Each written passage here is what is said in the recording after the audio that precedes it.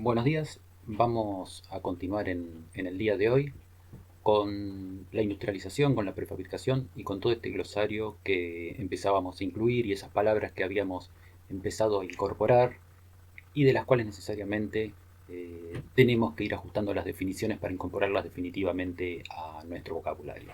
Entonces dijimos que vamos a hablar sobre la industrialización y sobre los sistemas.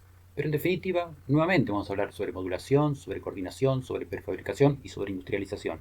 Específicamente, todos los acontecimientos que dieron origen a los procesos de industrialización y posteriormente a los procesos de industrialización dentro de la vivienda. Vamos a empezar velozmente con una línea de tiempo que tiene una longitud bastante acotada de alrededor de unos 300 años y vamos a ir analizando algunos de los acontecimientos transcurridos dentro de este periodo y que tuvieron significativa influencia no solo en el desarrollo de la arquitectura y la industria, sino en el desarrollo completo de toda la sociedad. Por un lado, ¿no? Hay un periodo que se desarrolla entre mediados del siglo XVIII hasta principios del siglo XX, que es lo que se denominó la Revolución Industrial, ¿no? Que podríamos decir que estaba dividida en una primera y en una segunda revolución industrial. Hay un hecho central que es la que divide, hay un acontecimiento, un hecho, que es la que divide la revolución industrial, que es la que separa el primero del segundo proceso de la revolución industrial y que más adelante lo íbamos a ir a ver. Pero en definitiva, los primeros acontecimientos que empezaron a acercar los primeros pasos hacia la industrialización de los procesos que hasta el momento se desarrollaban manualmente, es la aparición de distintos tipos de combustibles. En este primer caso, el, el carbón de coque que se usaba para fundir del hierro y la necesidad de ese carbón de coque que trae aparejado el aumento en la minería. La primer máquina de vapor, una máquina de vapor de Thomas Newcomen del año 1712, que si bien no tuvo una aplicación extensiva, sí fue el primer acontecimiento de la utilización de una máquina desarrollando trabajo, ¿no? A través del calor, a través también del combustible sólido, en este caso el carbón de coque, para producir trabajo a través del vapor. Después sí existieron otros acontecimientos que son los que realmente le dieron inicio a la revolución industrial, como en el año 1764 la máquina de hilar de James Hargrave, y después una serie de inventos que estuvieron también vinculados con la primer máquina de vapor, ¿no? Esa primera máquina de vapor que no tenía una aplicación directa a ningún producto, pero sí se empezó a aplicar directamente en la producción el primer auto de vapor, la primera máquina de vapor de James Watt, y esto sí obviamente trae una importante revolución o un importante movimiento en la industria, porque sí es el ferrocarril el que permite el movimiento de las materias primas o el movimiento de las producciones del interior hacia los distintos centros portuarios costeros. Mientras tanto, para hacer un paralelismo y para entender qué era lo que pasaba en Europa y qué era lo que pasaba en nuestra región, ¿no? Alrededor del año 1776 se estaba desarrollando todavía el virreinato del Río de la Plata. Recién en el año 1804 aparece la primer locomotora a vapor que sí directamente se aplicaba sobre un ferrocarril. Esto permite que este movimiento de producción desde los centros de producción hasta los puertos produzca un gran crecimiento de las ciudades. No solamente a través del establecimiento o a través de las terminales ferroviarias y de los puertos de partida de productos y de comercialización, sino también por la aparición de los distintos centros de producción concentrados. Nunca antes había espacios donde se producía y que concentraran una gran cantidad de personas. Obviamente esa gran cantidad de personas, por una cuestión de comodidad, se ubicaban en los alrededores de estos establecimientos de producción, y eso era lo que iba generando estas ciudades no planificadas, estas ciudades tan desorganizadas, esas ciudades que estaban faltas de saneamiento y donde podrían ocurrir todo tipo de enfermedades. Sí, en el año 1825 aparece el primer ferrocarril ya de uso comercial para todo tipo de transporte. Mientras tanto, en América, o específicamente en Argentina, entre 1810 y 1816, contemporáneo con el primer ferrocarril, se desarrollaba la revolución y la independencia. Todas estas apariciones y todas estas tecnologías empiezan a desplazar la mano de obra, ¿no? La mano de sí, la producción o todas las tareas que anteriormente eran desarrolladas por hombres o por mujeres eran suplantadas por las máquinas, las cuales podían trabajar en horarios más extendidos y con producciones obviamente mucho más rendidoras. Con lo que empiezan las primeras revoluciones obreras y empiezan los primeros levantamientos inclusive contra las máquinas. Algo de lo que habíamos hablado ya en esa segunda clase introductoria cuando hablábamos del problema del trabajo, con el trabajo del futuro, cómo es el trabajo de lo que no sabemos cómo va a ser, y donde habíamos mostrado también de modo genérico algo parecido a esta primer línea de tiempo. Otro de los acontecimientos importantes es la creación del jardinero Joseph Monnier, ¿no? Que su problema era la construcción de unas macetas de cemento que permanentemente se le rompían. Monnier lo que logró, lo que entendió, que a través de la incorporación de elementos metálicos dentro de ese mortero de hormigón que preparaba, esas macetas ya no empezaban a fisurarse. Esto fue el principio del hormigón armado. En 1851 se construye el Palais de Glace de Paxton, que incluye la utilización de elementos prefabricados ensamblados en el lugar. O sea, ya aparece este primer concepto de la prefabricación. Hay algo que se trae ya terminado y ese elemento terminado se empieza a vincular en su lugar definitivo. Otro acontecimiento importante del año 1853 es el avance que genera Eliseo Otis sobre el ascensor. Lo que hace Otis no es inventar el ascensor, obviamente, sino crear un freno para el ascensor, un freno que le daba una mayor seguridad a los ascensores que hasta el momento se utilizaban. Esto lo que permite es que la utilización del ascensor se haga extensivo para la vivienda. Antes del ascensor, todos los pisos elevados de los edificios eran los que tenían un menor costo por el esfuerzo y por el trabajo que implicaba subir hasta cada una de las unidades. Al aparecer el ascensor, bueno, la ecuación se empieza a dar vuelta y empezaron a ser los espacios más buscados porque eran los que se empezaban a alejar de las molestias, de los ruidos y de los olores permanentes de la calle. Hoy habíamos hablado de esa línea punteada que aparecía al inicio de la línea de tiempo y lo que divide la primera de la segunda guerra, de la primera de la segunda revolución industrial es el procesamiento del petróleo. La utilización del petróleo como combustible produce una verdadera revolución energética. Nunca antes en una unidad de combustible se podía obtener tanta energía como la que se obtenía a través del procesamiento de los distintos tipos de procesamiento del petróleo. Si llegamos al año 1881 nos encontramos con un acontecimiento en la ciudad de La Plata, al ser la primera ciudad de la República Argentina que empieza a tener luz eléctrica. Ya en el año 1887 y contemporáneo con la fundación de la ciudad de La Plata, nacía Le Corbusier, ¿no? Y en el año 1889 se desarrollaba la exposición de París, en la que Gustave Eiffel construía la gran Torre Eiffel. Este procesamiento del petróleo obviamente también genera una revolución en lo que eran los distintos medios de locomoción. Ese primer auto que se impulsaba a vapor, ahora empieza a aparecer un prototipo diferente que es impulsado directamente por un motor explosión. Ese motor explosión funcionaba con un derivado del producto del procesamiento del petróleo.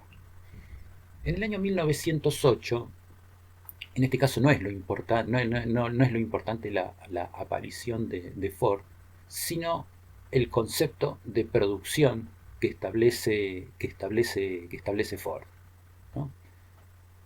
Lo que antes requería muchas personas que desarrollaban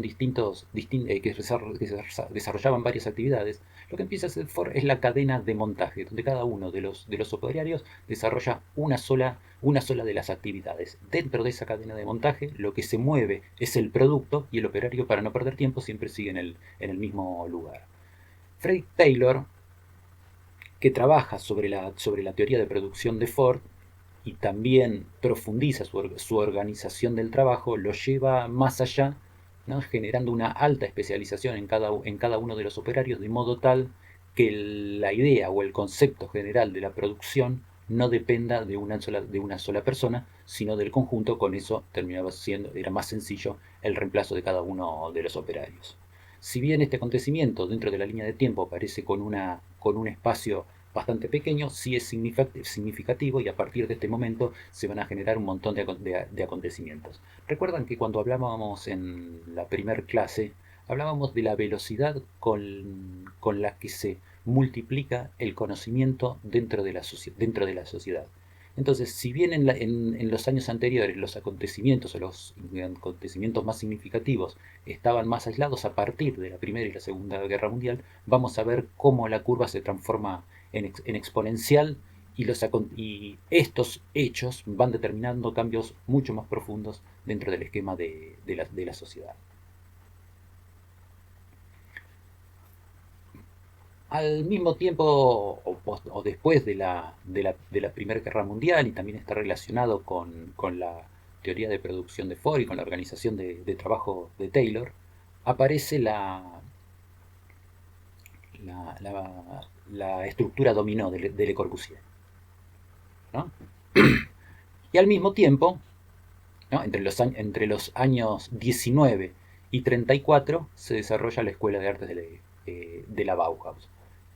Superpuesto con la Bauhaus, entre el año 28 y 37, los congresos internacionales de arquitectura del CIAM del 1 al 5, en el año 1934 la Carta de Atenas, y bueno, nuevamente un nuevo acontecimiento bélico, la Segunda Guerra Mundial, entre los años 39 y 45.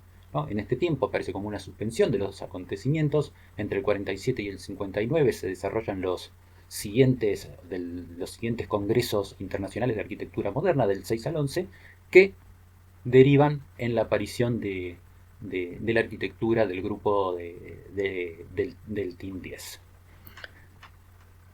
Lo que deja la Primera Guerra, obviamente, la destrucción generalizada de numerosas ciudades europeas. La necesidad del momento estaba vinculada a la falta de vivienda, a la necesidad de respuesta rápida a la falta de vivienda, que la tecnología del momento, que la tecnología tradicional, obviamente era un tema al cual no podía dar respuesta. Es acá cuando surgen las primeras pruebas, o las primeras experimentaciones, podríamos decir, de lo que denominamos la industrialización cerrada. Una industrialización con un aspecto más monótono, repetitivo, con pocas posibilidades de diseño, pero que apuntaba a la resolución de un tema puntual como la falta de vivienda, sin poner énfasis, o pasando un poco de alto, las cuestiones vinculadas al hábitat y a la calidad de vida. Toyota evoluciona sobre lo que era la teoría de producción de Ford, al incluir la opción de la personalización o la opción de la variedad dentro de la industrialización. La industrialización de ese momento estaba más bien marcada por la producción en grandes cantidades de poca variedad. Más adelante, esto es lo que se llamó el toyotismo. Más adelante Volvo también evoluciona con esta teoría ya en los 80 de la producción, siempre vinculado sobre la industria automotriz, que después estos procesos terminan replicando en otro tipo de industrias, con lo que se denominó el volvismo. En los años posteriores, entre el 80 y podríamos decir hasta la época actual, empieza lo que se denominó la industrialización abierta, como contraposición a esa primera industrialización de posguerra, la que era monótona, la que no permitía las distintas variaciones. En este momento podríamos decir que estamos en un proceso de una cuarta industrialización, ¿no? Si bien habíamos hablado de una primera y de una segunda, que estaban separadas por cuestiones vinculadas a la aparición de un combustible nuevo, los derivados del petróleo, podemos ya empezar a distinguir en una tercera y una cuarta revolución industrial. La primera es la que estaba marcada por la mecanización, que fue el primer reemplazo de la mano de obra tradicional por la mano de obra mecanizada a través de la máquina de vapor, de la energía hidráulica. Era la energía producida por esos combustibles sólidos. Y esa energía que podía producir era a través del calentamiento de agua y a través de la generación de vapor. La segunda revolución industrial es la que está determinada por la electricidad, por la producción en masa, por la cadena de montaje, ¿no? Nuevamente la electricidad que habíamos hablado anteriormente, ¿no? En esta etapa también estaba la aparición del Fordismo, la teoría del trabajo de Taylor. La tercera revolución es la que está marcada por la informática, la automatización, la tecnología de la información y la comunicación, ¿no? Lo que denominamos las TIC. Y por último, nuestra etapa actual, la de la digitalización, la que habla del Internet de las cosas, de la Big Data, de la nube, de la coordinación digital, de los sistemas cibernéticos y de la robótica. La industria 4.0 siempre es algo un poco más complejo porque todos estos procesos a la construcción siempre han llegado con un poco de demora o siempre ha costado más implementar algunos de estos procesos dentro de la construcción. Pero hoy en día empezamos a ver la robótica suplantando una tarea que habitualmente era desarrollada manualmente, como la que vemos en la primera imagen a través de una máquina que es capaz de colocar ladrillos, en la segunda imagen una máquina que es capaz de colocar un piso, y ¿no? Algunas de las más experimentales y de las más evolucionadas son las impresoras 3D para viviendas, ¿no? Una tecnología similar a las impresoras 3D que vemos actualmente, pero aplicado ahora a la producción de la vivienda, ¿no? Esto ya en una instancia más experimental, pero con grandes posibilidades de avance, de desarrollo y de mejoras en el futuro. Hablamos también de lenguaje y tecnología, y en este par de palabras, ¿no? Cabe hacerse un par de preguntas. Si son las nuevas tecnologías las que generan los nuevos temas, o son las ideas utópicas las que impulsan la creación de las nuevas tecnologías. Bueno, esta es una duda que me parece que una pregunta que nos podríamos hacer y tratar de encontrar algún tipo de respuestas. Posiblemente encontremos justificaciones para cada una de las preguntas. Vamos a hablar de la evolución de la industrialización en la vivienda. Podemos distinguir 4 etapas. Una etapa entre el año 50 y el 70, tengan presente el año 50, que son los primeros 5 años posteriores a la Segunda Guerra Mundial. Entonces recuerden también que en ese momento el mayor inconveniente o de los mayores problemas estaban vinculados a la reconstrucción de las ciudades, a la reconstrucción de las viviendas destruidas por la guerra. Por eso, algunos autores la denominan como la época de la masividad y de la euforia. Entre el año 70 y el 85 es un periodo que se denomina de crisis y de perplejidad. Claro, cuando llegamos a los 70, ya el problema inicial de la construcción de viviendas más o menos estaba zanjeado y empiezan a aparecer otro tipo de demandas en la sociedad, que son las que están vinculadas más con la calidad de los espacios, la crisis del petróleo y la necesidad de viviendas que térmicamente sean eficientes. Entre el año 85 y el año 2000 aparecen demoliciones. Algunos de esos conjuntos construidos entre los 50 y los 70 con esas primeras tecnologías de industrialización entran en estado de obsolescencia al punto tal que es necesario demolerlos. Y a partir del 2000, bueno, empezamos a hablar de otro tipo de industrialización, la que antes habíamos ya denominado como la industrialización abierta o la industrialización por componentes. Vamos al primer periodo. Hablábamos de una gran cantidad de viviendas, que esa era la necesidad producto de la destrucción de las ciudades. Esa cantidad, responder a la cantidad no iba no era acorde con la calidad. Entonces obviamente estos conjuntos tenían mínimas variaciones formales, bloques lineales para evitar cambios en los rieles o grúas. Ahora vamos a ver algunas imágenes que ilustran cuál era el inconveniente, luces mínimas para facilitar el transporte desde las fábricas y nula flexibilidad de distribución en planta. Las imágenes arquitectónicas que proponían este tipo de sistemas eran de estas características. Si bien desde el urbano no tenían un aporte o generaban espacios realmente con densidades que eran como la de grandes ciudades y aisladas del resto de la ciudad, pero esta era la propuesta que permitían las tecnologías del momento. Entonces, presten atención, en la imagen del medio, la infraestructura que era necesario montar, todos estos rieles, donde corrían las grúas, que eran las que construían, las que movían los paneles que después formaban parte de cada uno de estos edificios. La lógica de la linealidad estaba también dada por las características de estos dispositivos de izaje. Cualquier tipo de movimiento requería también que sea acompañado por el sistema de izajes, por los rieles donde corrían estas grúas que estaban vinculados a los sistemas de izajes. Las variaciones formales que proponían también estos sistemas eran pocas, eran bastante monótonas, ¿no? Esta es una serie de fotografías, de unos dibujos de algunos edificios con sistemas de la época. Algunos sí, se puede ver algún cierto logro en la variedad o en la formalidad, pero mayormente son más bien monótonos y planos. Habíamos hablado de una segunda etapa, que era la que se denominaba de crisis y perplejidad. ¿No? La crisis se genera porque hay una menor demanda con la que todos estos grandes sistemas o estos grandes complejos, estos grandes conjuntos habitacionales dejaban de tener sentido. Entonces lo que se busca es una flexibilización, la variedad y la elasticidad. Ahí cambia también el tipo de demanda o la demanda del tipo de vivienda. Y empieza a pesar, obviamente, lo cualitativo sobre lo cuantitativo. ¿No? Recuerden, al principio, la necesidad de suplantar la vivienda destruida, ¿no? la, la justificación de resolver el problema en la menor cantidad de tiempo generaba este tipo de conjuntos monótonos, donde obviamente lo único que importaba era lo cuantitativo sobre lo cualitativo. Disminución del tamaño medio de las obras, ¿no?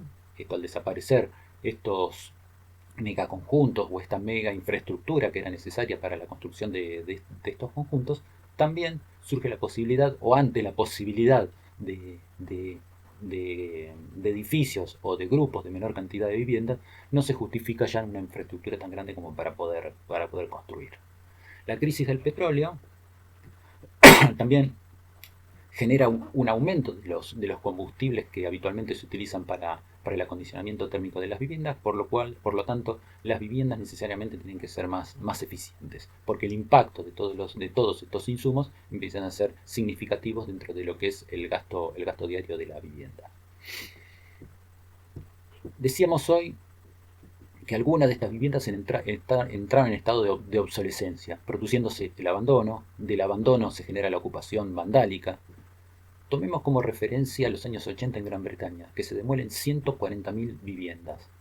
140.000 viviendas, si nosotros nos ponemos a pensar en una vivienda ocupada por 3 personas promedio, estamos hablando de vivienda para medio millón de personas aproximadamente. En el año 1988 se demolieron 30.000, ¿no? No estamos muy lejos, estamos hablando 22 años atrás. Aumento de la construcción, empieza a haber un aumento de la construcción industrializada en los edificios públicos y en los edificios fabriles.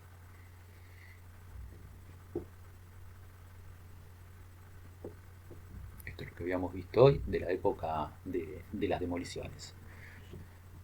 La primera imagen corresponde a Rotterdam, del año 1940. Ese era el estado en que había quedado la ciudad después de la Segunda Guerra Mundial. No había nada, no había viviendas, no quedaba nada. Todo estaba completamente destruido. ¿No? La solución para cada uno de esos lugares fueron conjuntos de estas características o de estas otras características que corresponden, ¿no? Con la lógica de producción de esas grandes grúas, de los rieles, de la gran cantidad de viviendas en pequeños espacios, de la monotonía, de esa forma lineal y repetida que no tenía ningún tipo de variación. Claro, al pasar la primera demanda, al pasar el primer inconveniente, la demanda empieza a mutar y se transforma en la necesidad de espacios para la gente, espacios habitables, espacios para compartir, espacios decididamente de otras características o adaptados más a las situaciones del momento, que ya no era el momento de una posguerra. Muchos de estos conjuntos empezaron a tener estas características, ¿no? Como lo que vemos acá, ventanas completamente cerradas en todo lo que era la planta baja, ¿no? Basura y desperdicios, vallados que hasta en algún momento estaban tirados. Entonces empezaron a generar intervenciones sobre este tipo de intervenciones anteriores. Entonces uno de los modos de intervenir sobre estos lugares era producir cambios en la densidad o empezar a generar a través de la demolición parcial de estos conjuntos espacios de encuentro, espacios ajardinados, espacios de recreación para cada uno de estos conjuntos. O, en todo caso, en esos espacios que se iban generando, intervenir con otra tipología de vivienda, con la vivienda individual o con una vivienda directamente de menor densidad, ¿no? Con propuestas de estas características o de este otro tipo, que nada tienen que ver, ¿no?, con lo que anteriormente se planteaba para estos lugares. El aumentar la importancia y la cantidad de equipamiento en cada uno de estos espacios.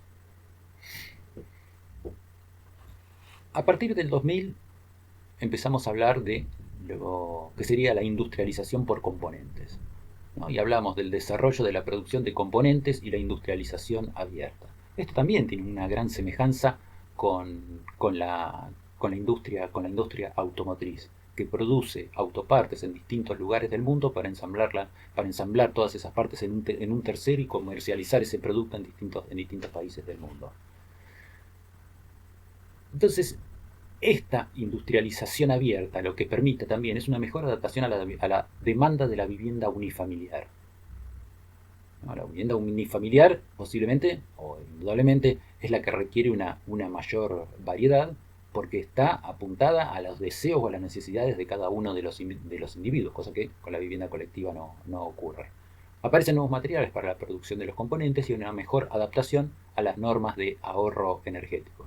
Lo que antes prácticamente era todo solucionado con hormigón y donde las cuestiones de habitabilidad pasaban a un segundo plano, ahora empiezan a ser centrales, en un contexto donde la energía necesaria para el acondicionamiento de las viviendas empieza a tener un valor significativo, las condiciones de aislamiento de las envolventes de la vivienda empiezan a ser cada vez más necesarias, ¿no? Ahí teníamos un ejemplo de industrialización abierta, que es la Universidad de Lovaina, de Lucien Kroll, entre el año 69 y 74, que está construida totalmente, ¿no? Es un edificio con una imagen bastante particular, pero construido totalmente con productos que se han extraído directamente desde catálogos, ¿no? Ahí se ven algunos de los usuarios haciendo cambios de alguna de las partes, pero bueno, dentro de toda esta variedad y dentro de esta mezcla de materiales, todo lo que está son materiales o elementos y componentes de producción estándar. Nosotros hemos hablado de los sistemas constructivos y los sistemas constructivos podríamos dividirlos a grandes rasgos entre los tradicionales y los tradicionales racionalizados, que son los que ustedes han visto primero, los tradicionales obviamente en el primer nivel de procesos constructivos, tradicional con una mezcla de tradicional racionalizado o tradicional directamente racionalizado en el nivel 2, y bueno, en el nivel 3 empezamos a trabajar con los sistemas industrializados prefabricados o la combinación de ambos, como habíamos visto, que esto era fácil de entender cuando teníamos presente las definiciones de industrializado y prefabricado, cuando un elemento o un componente es industrializado o prefabricado. ¿Pero qué son los sistemas tradicionales? Recuerdan que algunas de las palabras o las palabras que incorporábamos a nuestro nuevo glosario las empezábamos a resaltar porque son importantes y porque nos vamos a referir a nuestros proyectos o a las partes de nuestros proyectos hablando y utilizando estos símbolos, obviamente del modo correcto. Entonces el tradicional es un sistema base de materiales y elementos, simples o compuestos, con fabricación de los componentes en su posición definitiva. Admite componentes de origen industrial o artesanal construidos fuera de la obra. No se aplica coordinación modular ni dimensional. Recuerden, coordinación modular y dimensional son dos cosas diferentes. Si no lo recuerdan, un repasito de la clase anterior no estaría nada mal. Tradicional racionalizado es un sistema base de elementos simples o compuestos, con fabricación de los componentes en su posición definitiva. Admite componentes de origen industrial y artesanal construidos fuera de la obra. Se aplica coordinación modular y o dimensional, generalmente a partir de un módulo objeto. ¿Recuerdan que habíamos visto distintos tipos de edificios donde los espacios estaban generados a partir de la repetición sistemática de un material que era el que le daba el sentido a la dimensión de cada uno de los espacios? Y por último llegamos a los industrializados, que son sistemas a base de componentes de alta industrialización de producción seriada con destinos múltiples, que se ensamblan entre sí en su posición definitiva conformando un nuevo componente. Es de aplicación recomendable para un óptimo rendimiento la coordinación modular. No hablamos de dimensional, ¿no? Ya estamos hablando de modular. Los prefabricados son sistemas a base de componentes construidos en fábricas fijas o a pie de obra. Muchas veces confundimos este término de fábrica y entendemos a la fábrica como un espacio aislado de la obra donde se producen elementos o componentes para distintos tipos de obra. En muchos casos la fábrica es la obra. La obra en sí es una fábrica. Y a veces partes de la obra se fabrican en la obra. O sea, si en la obra hay un proceso de fabricación es porque ahí directamente hay una fábrica.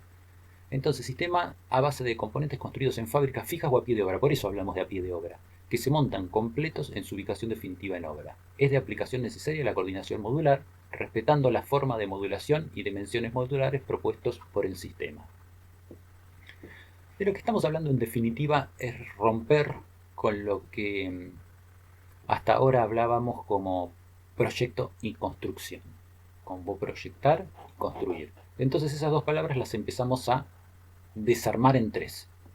Por un lado está el diseño, por otro lado está la fabricación y por otro lado está el montaje. Son tres instancias diferentes en el proceso de producción del espacio arquitectónico. Entonces es necesario generar distintos tipos de planos, ¿no? Porque aparecen los planos de taller y los planos de montaje. Hablamos de planos de taller y planos de montaje porque los destinatarios son completamente diferentes. A quien tiene el plano de taller, no le importa en dónde va a ir ese elemento o ese componente. Y quien tiene el plano de montaje, tampoco le importa cómo está conformado ese elemento o ese componente. Porque cada uno tiene una especificidad dentro del proceso de producción del espacio, ¿no? Entonces, esto significa que nosotros tenemos que generar otra documentación que es diferente. O lo que antes era un solo plano que iba directamente a la obra, ahora hay que dividirlo en dos partes. Hay un plano que va al taller y hay un plano que va a la obra, que obviamente no tienen nada que ver entre sí. Son dos planos completamente diferentes que no tienen por qué estar relacionados, ¿no? Al ser interlocutores distintos, obviamente tienen información diferente, ¿no? En estos casos, en la utilización de sistemas industrializados, estos serían planos directamente de taller, que claro, que después para poder armar un proyecto empiezan a tener una utilidad relativa. Es más, nos sirven porque nosotros no tenemos en ningún momento un indicativo que nos diga dónde van colocados cada uno de estos paneles. Cuando estos planos los empezamos a mirar un poco más de cerca, nos encontramos, ¿no?, con información de estas características. Esto es lo que dicen. Porque lo único que hay que hacer es cada una de estas unidades que tendrá alguna designación que podrá ser de este tipo, en este caso la P de panel, int de interior, 01 porque seguirá una numeración correlativa. Por otro lado aparece el plano de montaje, que es muy diferente al plano de fabricación, porque el plano de montaje ya empieza a armar los espacios arquitectónicos. Y nos empezamos a encontrar, ¿no?, con esas mismas indicaciones que tenía el plano de fabricación, pero ahora sirven para que cada uno de esos paneles que tenía una numeración específica, sepamos en qué lugar de la obra hay que colocarlos.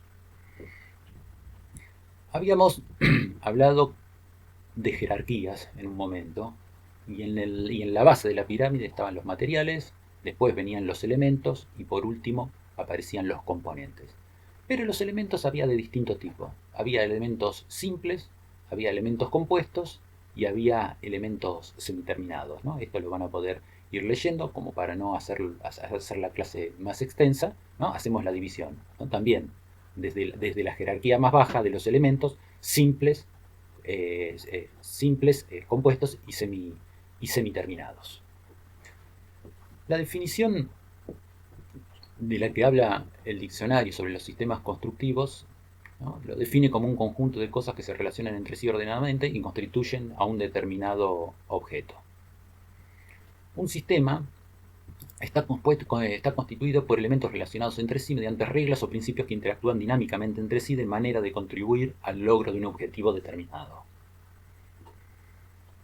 Y nuevamente, en esta jerarquía que va desde el elemento más, o desde lo más simple a lo más complejo, que es el edificio en sí, pasamos por los materiales, por los elementos, con su división en semiterminados, simples y compuestos, por los componentes, por los subsistemas, por el sistema y por último por el edificio, ¿no? Vamos a ver qué son los materiales. Dijimos que los materiales son esos, lo más simple que tiene la obra, los amorfos, el cemento, la piedra, la arena, la cal. Después aparecen los elementos, Porque algunos son semiterminados, otros son simples y otros son compuestos. ¿Cuál de todos estos son semiterminados? ¿Cuáles son simples y cuáles son compuestos? ¿No? Hablábamos de los elementos simples, los que estaban definidos en tres dimensiones, de los semiterminados, los que tenían definida dos dimensiones y había una tercera dimensión que podía ser variable, como pueden ser todos estos perfiles. La sección siempre es constante y la longitud siempre es variable. Y los compuestos, bueno, pueden estar formados por elementos simples y por elementos semiterminados, se vinculan entre sí para formar otro tipo de elementos, como pueden ser los compuestos, o podrían conformar directamente un componente. Estos podrían ser todos componentes. Si este componente nosotros lo empezamos a desarmar, nos vamos a encontrar con elementos. Entonces, traten de hacer este ejercicio y de ver dentro de cada uno de estos componentes qué tipos de elementos tienen. Si hay elementos compuestos, si hay simples, si hay semiterminados. Bueno, es un buen ejercicio para discutir y para que además va a ayudar a entender el concepto de lo que hablamos como componente. Y lo mismo en el caso del subsistema, que nos encontramos posiblemente con una serie de componentes y con una serie de elementos. Entonces, en la combinación de ambos posiblemente estemos generando un subsistema o algún tipo de sistema en sí que permita la construcción directamente completa de los edificios. Ya habíamos hablado siempre me pasa lo mismo. Ya habíamos hablado del hábitat 67 de Moshe Safdie. Es más, fue el símbolo, ¿no? Esta imagen sintética del conjunto, fue el símbolo de la exposición del momento. Hoy hablábamos de las fábricas a pie de obra. ¿Y esto no es una fábrica a pie de obra? Digo, ¿no hay componentes que se están fabricando a pie de obra?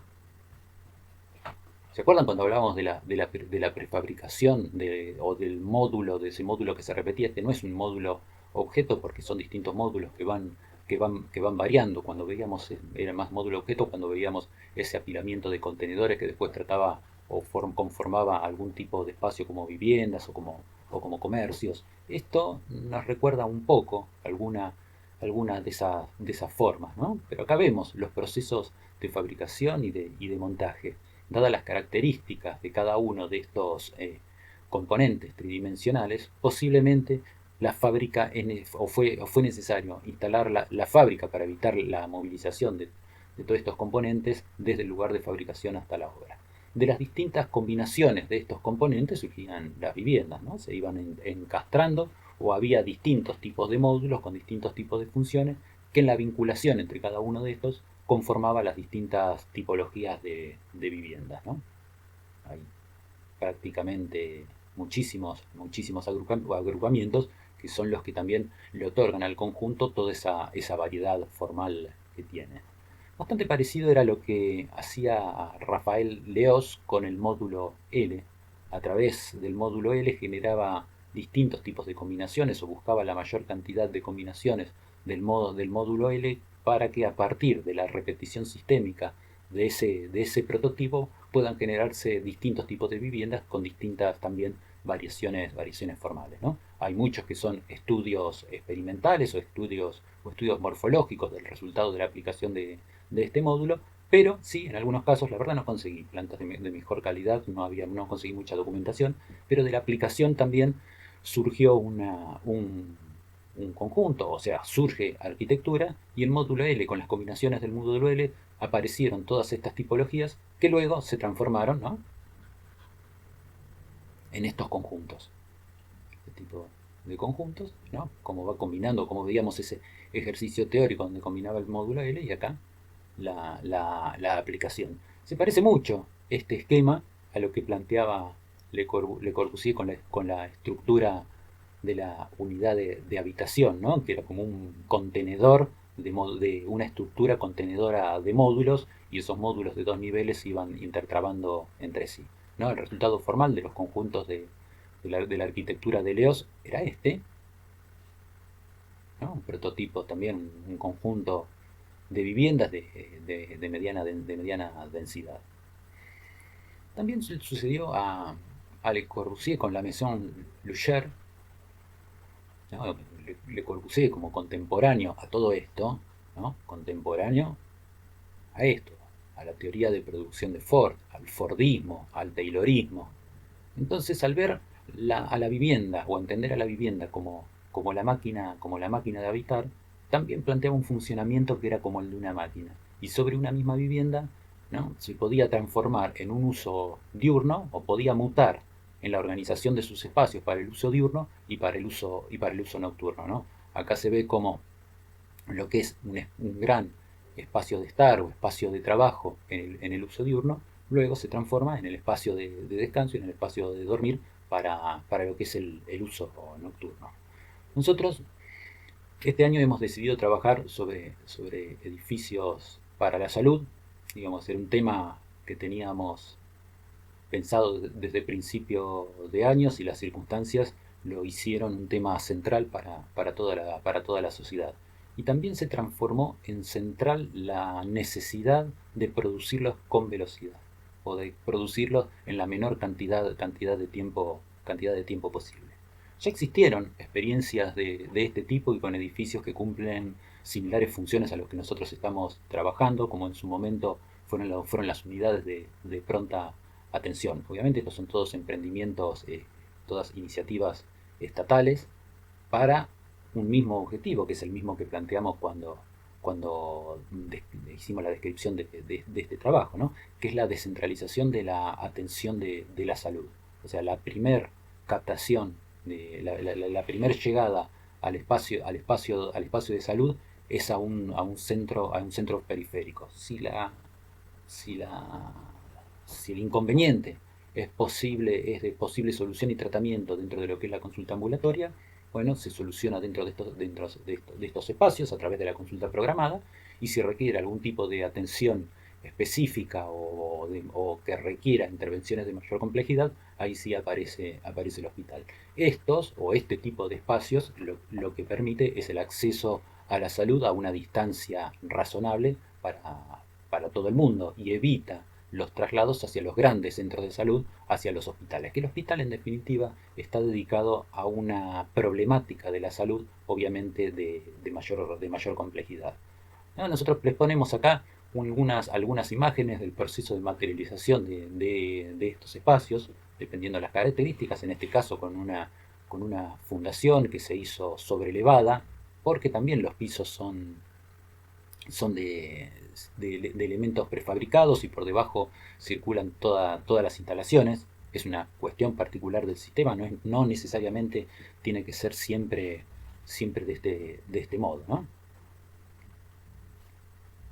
Después tiene una estructura metálica, cerramientos metálicos con rellenos de poliuretano. Pero sí es interesante ver este espacio de acá abajo.